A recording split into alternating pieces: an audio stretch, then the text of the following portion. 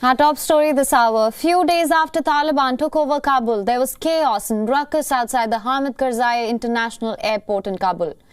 Many people trying to flee the country.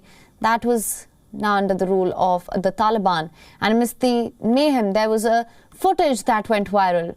The specific one, it was this: a baby no more than a few months old was outstretched by the mass and lifted over a razor wire-topped wall at Kabul's airport. The harrowing scene then became the face of the humanitarian crisis that followed the Taliban takeover. And after almost 5 months, the infant boy has now been reunited with his relatives in Kabul. The baby named Sohaili Ahmadi was just 2 months old when he went missing on the 19th of August 2021. According to Reuters, the baby was located in Kabul in November, where a 29-year-old taxi driver named Hamid Safi found him at the airport and then took him home to raise him.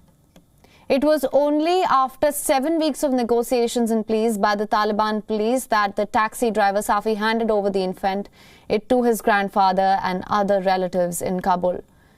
The boy's father, Mirza Ali Ahmadi, who worked as a security guard at the US Embassy, recalls how desperation on that fateful day of August 19th, 2021, the time that he'd handed over the infant boy to a uniformed American soldier, expecting that he would be able to reunite with his children at the airport gate. However, half an hour later, the baby was nowhere to be found. This particular case that became the symbol of unrelenting suffering of all the Afghans under the Taliban regime highlights the plight of many parents who were separated from their children during the turbulent evacuation effort after the United States forces withdrew from Afghanistan, ending 20 long years of war there.